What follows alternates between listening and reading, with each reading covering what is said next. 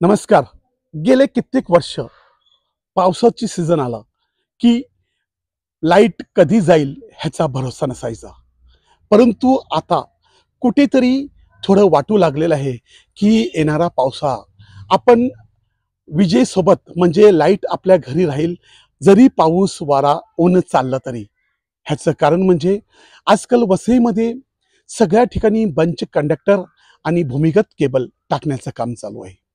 आणि ह्या कामासाठी गेले कित्येक दिवस आम आदमी पार्टीचे वसई जिल्हाध्यक्ष जॉन परेरा हे पत्रव्यवहार करत होते. त्यांनी आम्हाला कित्येक वेळा पत्र देखील पाठवलं, परंतु आज काम चालू असल्यामुळे आम्ही त्यांची प्रतिक्रिया घेण्यासाठी आलेलो आहोत. जॉन साहेब नमस्कार. नमस्कार. तुम्ही ह्या बंच कंडक्टर आणि जे काही भूमिगत केबलचं काम चालू आहे ह्याबद्दल तुम्ही काय काय पाठपुरावा केला, ह्याबद्दल तुम्ही काय सांगाल? मुळात प्रश्न असा आहे की 2003 पर्यंत अशी व्यवस्था नव्हती की जेवढ्या वीज डिस्ट्रीब्युशन कंपनी आहेत, वीज वितरण कंपन्या आहेत, त्यांच्यावर कोणाचं नियंत्रण नव्हतं. ते त्या पद्धतीने आपलं कामं करायचे. महावितरण कंपनी ही नंतर स्थापन झालेली आहे. त्याच्या अगोदर महाराष्ट्र राज्य विद्युत मंडळ होतं त्या ठिकाणी, आणि त्याच्या कंपन्या या 2003 नंतर 3 कंपन्या तयार झालेल्या आहेत. आणि यांच्या सर्वांवरती नियंत्रण आणण्यासाठी 2003ला अटल बिहारी वाजपेयी पंतप्रधान असताना तेव्हाचे मंत्री उद्योगमंत्री सुरेश प्रभू असताना एक बिल आणलं गेलं आणि त्याच्यातून नियामक आयोग स्थापन करण्यात आला. आणि आज प्रत्येक राज्यामध्ये नियामक आयोगाची स्थापना झालेली आहे. सुरुवातीला महावितरण कंपनीने प्रस्ताव पाठवला वीज दरवाढीचा, आणि त्यांनी सांगितलं की आपल्याकडे 39% विद्युत गळती आहे आणि त्याच्यामुळे आम्हाला वीज दरवाढ हवी आहे. नेमका हाच मुद्दा मी धरला. माझ्यासोबत असलेले आमचे राष्ट्रीय किंवा राज्याचे अध्यक्ष प्रताप भोगडे त्यांनी पण तो धरला, ND पाटील यांनी पण धरला. आम्ही सर्वांनी, माझ्यासोबत मनोहर तुस्कानो साहेब पण होते, मचाडो साहेब पण होते. आम्ही सर्वांनी हा सगळा हिशोब बघितला सगळा, आणि मग सांगितलं की 39% तुमची वीज घट होते तर तुमचा दोष आहे, आमचा दोष नाही आहे. तर त्याला कारण काय? कारण तुमची डिस्ट्रीब्युशन सिस्टीम जी ती अतिशय खराब झालेली आहे. कित्येक वर्षापासून जी सिस्टीम आहे तीच आहे, त्याच्यामध्ये काही बदल केला नाही. अद्ययावत आधुनिक तंत्रज्ञान वापरलं गेलं नाही आहे. जुनाट झालेले जी आपली ओपन कंडक्टर आहेत, ॲल्युमिनियमची ऑक्सिडेशन झालेलं आहे, त्याच्यातून वीज वाहत असताना त्याच्यातून गळती होत असते. ती झाडाझुडपातून जाते. झाडाझुडपं ही शुद्ध सेमी कंडक्टर असतात, त्याच्यातून वीज गळती होत असते, चोरी होत असते. या सगळ्या गोष्टीमुळे ही 39% वीज गळती होते. त्याचा भूर्दंड आम्ही सामान्य ग्राहकांनी का भरावा हे जेव्हा आम्ही सांगितलं, आणि प्रत्यक्षात मी स्वतः त्या सुनावणीमध्ये ठिकठिकाणचे फोटो पाठवले, जळके ट्रान्सफॉर्मर, तुटलेल्या ताऱ्या कसे जॉईन मारलेले आहेत याचे फोटो पाठवले. आणि फोटो पाठवल्यानंतर त्याच्यावर स्पेशल एक रिपोर्ट तयार केला, MESने महावितरण कंपनीला पाठवलं.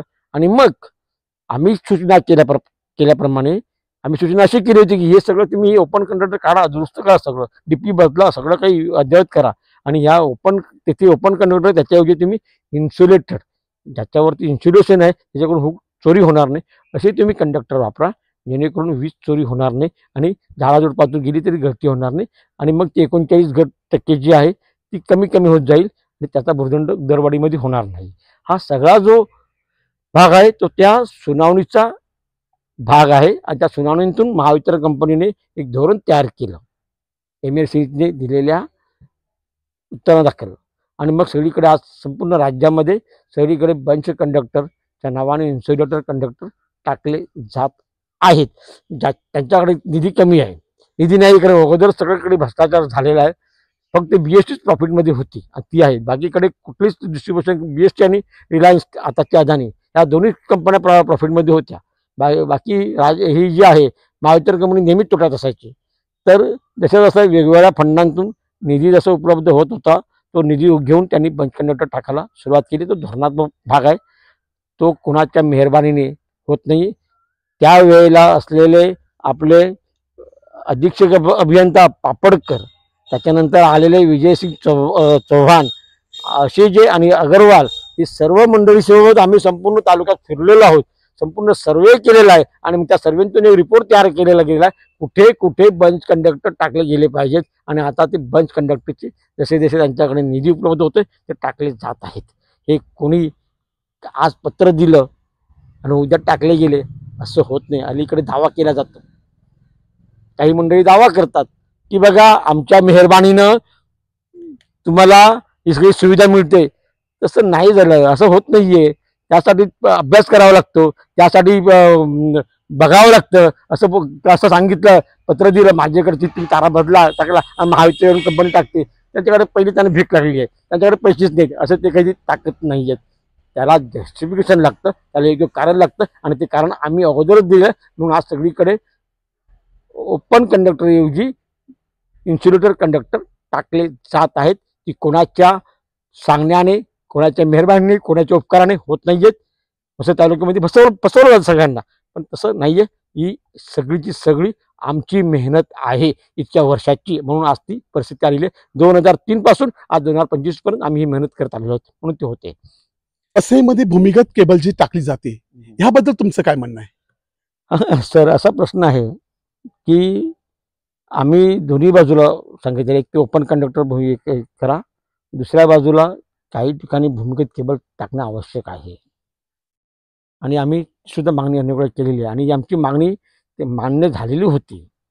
आणि मागणी झाली असताना तत्कालीन काळी अग्रवाल जे आपल्याकडे अधीक्षक अभियंता म्हणतात त्यांनी तेव्हा 95 करोडचा प्रस्ताव पाठवलेला होता, मंजूर झाला, परंतु शासनाने निधी दिला नाही. माझ्याकडे ते पत्र आहे, तुम्हाला मी दाखवलेलं आहे, तुम्ही ते दाखवा नंतर लोकांना. त्याच्यानंतर 181 184 करोडचा असा प्रस्ताव पुन्हा बनवले गेले, तेही शासनाकडे गेले. शासनाने त्याला निधी उपलब्ध करून दिलेला नाही आहे. शासनाकडे पैसेच नाही आहेत या कामासाठी. दुसऱ्या कामासाठी पैसे उपलब्ध आहेत, पण या कामासाठी पैसे उपलब्ध नाही आहेत. आणि तुमच्या माहितीने सांगतो मी, 3 वर्षा अगोदर आपल्याकडे तोक्ते वादळ आलं होतं. त्या तोक्ते वादळामध्ये आपल्याकडे जवळपास 1000 इलेक्ट्रिक पोल कोसळले गेले होते. 15 दिवस लाईट आपल्याकडे नव्हती. शहरी भागामध्ये लोकांना पाणीच मिळत नव्हतं, कसे तरी जीवन जगत होते. काही ते ड्रम वगैरे घेऊन असे ते पाणी त्याने वापर केला, कसे तरी दिवस काढले. हळूहळू वितरण व्यवस्था ती सुधारली गेली, ती केलं गेलेलं आहे. म्हणून आम्ही मागणीच केली होती की तुम्ही इथे भूमिगत केबल टाका. दिल्लीतलं NDMA national disaster management authority इथून एक पथक आलं होतं. त्यांनी संपूर्ण आपल्या या कोस्टल एरियाची पाहणी केली. त्यावेळेला आपले तहसीलदार होते उज्ज्वला भगत, त्यावेळेला आपले जिल्हाधिकारी पण आलेले होते. सर्व ती मला असं सुगावा लागला. त्या ठिकाणी गेलो, माझं निवेदन दिलं, सांगितलं इथे भूमिगत केबलशिवाय काही होणार नाही. आता हे वादळ वगैरे जे आहेत ना, याचा दरवर्षी होणार जागतिक तापमानाच्या परिणामामुळे. पूर्वी वादळ म्हटलं की 6 वर्ष 7 वर्ष एखादं वादळ यायचं. आता ही वादळ म्हणा, अवर्षण म्हणा किंवा पाण्याचं ढगफुटी म्हणा, केव्हाही होतं आणि कधीही होऊ शकतं. तेव्हा ह्यासाठी एकच उपाय म्हणजे आपल्याकडे भूमिगत केबल असणं.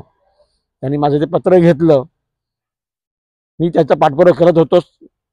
मी दिल्लीत गेलो, योगायोगाने मला दिल्लीत 2 महिने राहायची माझी व्यवस्था झाली. माझ्या मुलाकडे मी राहिलो होतो, तेव्हा मी तिथेही पाठपुरावा सुरू केला. NDMAच्या कार्यालयात गेलो, म्हटलं मी तुम्हाला पत्र दिलं होतं, आम्ही भेटलो होतो, पत्र पाठवलं होतं तुम्हाला, तुम्ही त्याच्यावर काय केलं? ते आम्ही सगळा हा जो तुमचा जो प्रस्ताव आहे तो आम्ही मान्य करून तो आम्ही महाराष्ट्र शासनाकडे पाठवलेला आहे. त्याचा तो पत्र माझ्याकडे आहे, ते तुम्हाला मी दिलेलं आहे, बघा तुम्ही ते. तर ठीक आहे, महाराष्ट्र शासनाला विचारूया म्हटलं. महाराष्ट्र शासनाकडे मी विचारणा केली. त्यांच्याकडून पत्र आलं मला की तुमच्या सूचनांचा मी विचार केलेला नाही. पैसे गेले कुठे? सातपाटीला गेले, कारण आपल्या आमदारांनी तेव्हा या प्रस्तावावर लक्षच दिलं नाही. आम्ही सर्वसामान्य माणसं एक पक्ष म्हणून, पक्षाचा कार्यकर्ता म्हणून, एक सामाजिक कार्यकर्ता म्हणून आम्ही हा प्रश्न धसा घेत असतो, परंतु त्याला राजकीय पाठबळ लागत असतं, ते आमच्याकडे नव्हतं. ज्यांच्याकडे राजकीय पाठबळ होतं, की जे राजकीय लोकप्रतिनिधी होते, त्यांनी याच्याकडे पूर्णतः दुर्लक्ष केलं गेलं. त्यांनी ते काम धसाच नेला नाही, पैसे मिळालेले नाही आहेत असं परिस्थिती निर्माण झाली. त्यानंतर परत एकदा 211 करोड रुपयाचा प्रस्ताव आता अधीक्षक अभियंत्याने पाठवलेला होता, पण त्यालाही मंजुरी प्रत्यक्षात दिली गेली व पैसे येत नव्हते.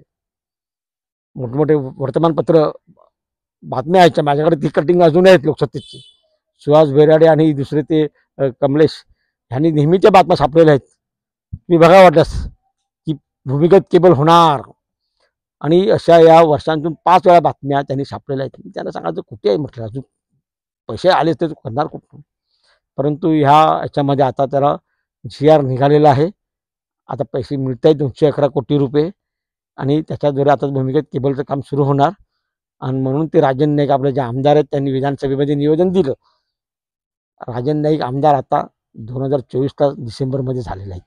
हा पाठपुरा आमचा अगोदरपासून आहे. पुन्हाच काम होते कारण आमदार झाले म्हणून आज त्यांनी मागणी केली म्हणून पैसे दिले असं झालेलं नाही, असं होत नाही आहे. त्याच्या पाठीमागे अगोदर श्रम आहेत ते आमचे आहेत. हा चांगली गोष्ट आहे, त्यांनी तो प्रश्न पुढे नेला, त्यांचेही आभार. ते नेता आहेत, चांगली गोष्ट आहे. परंतु त्यांचं केवळ श्रेय नाही, श्रेय आमचं आहे. खरं सिंहाचा वाटा आमचा आहे, त्यांनी तो घेतलेला आहे, चांगली गोष्ट आहे. पण आज भूमिगत केबल होण्याचा आशा आहे, मार्गावरती आहोत, अजून झालेलं नाही आहे. जोपर्यंत होत नाही आहे, संपूर्ण तालुका अंडरग्राऊंड होत नाही आहे केबलच्या दृष्टिकोनातून, तोपर्यंत मी समाधानी राहणार नाही. आणि तोपर्यंत मी महावितरण कंपनीला आणि या मंत्र्यांना संत्र्यांना कोणालाही सोडणार नाही. मी माझा पाठपुरावा चालू ठेवणार.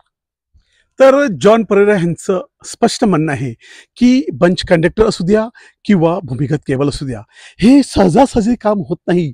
ह्यासाठी फार पूर्वीपासून पाठपुरावा करायला लागतो, आणि तो पाठपुरावा आम्ही आम आदमी पार्टीच्या नावाने असू द्या किंवा इकडच्या सामाजिक निर्भय जनमंच असू द्या किंवा जे संकटात अडकलेले असतात, ह्या सर्वांनी एकत्र येऊन आम्ही जो पाठपुरावा केला आहे, ह्या पाठपुराव्याचंच एक श्रेय आहे. आणि ह्याच्यासोबत काही लोक श्रेय घेतात, परंतु आमचं देखील ह्याच्यासाठी भरपूर मेहनत आहे असं ह्यांचं म्हणणं आहे. वसई लाईव्ह न्यूजसाठी दिलीप डाबरेसह अब्दुल कलाम, वसई. नमस्कार.